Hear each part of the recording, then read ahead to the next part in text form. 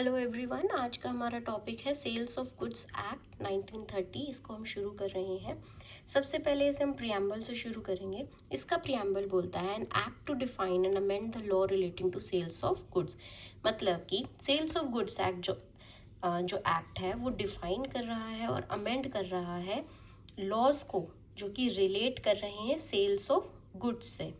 मतलब sales of goods act से related जितने भी लॉज हैं उनको डिफाइन एंड अमेंड वो इस सेल्स ऑफ गुड्स एक्ट के अंदर किया गया है। इसको हम रीड करते हैं सेक्शन नंबर 2 के 15th पार्ट के साथ, जो कि बोलता है expressions used but not defined in this act.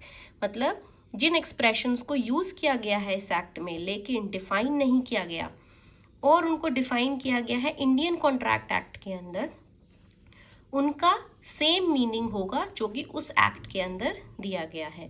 मतलब कॉन्ट्रैक्ट एक्ट में अगर मीनिंग दिया गया है किसी भी एक्सप्रेशन का जो कि इस एक्ट के अंदर सेल्स ऑफ गुड्स एक्ट के अंदर यूज हुआ है लेकिन डिफाइन नहीं किया गया है, तो उसका मीनिंग हम कहाँ से निकालेंगे? कॉन्ट्रैक्ट एक्ट से निकालेंगे।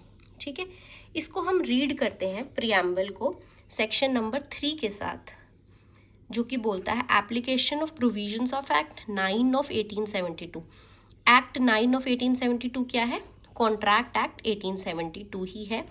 इसमें ये बोला गया कि जितने भी अनरिपील्ड प्रोविजंस है इंडियन कॉन्ट्रैक्ट एक्ट के, मतलब इंडियन कॉन्ट्रैक्ट एक्ट के वो वाले प्रोविजंस जिनको हटाया नहीं गया है, शैल कंटिन्यू टू अप्लाई, वो वैसे ही अप्लाई होंगे कॉन्ट्रैक्ट्स के ऊपर for the sale of goods.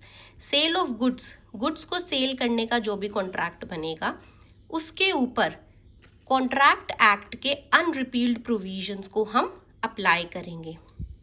साथ में बोला गया save in so far as they are inconsistent.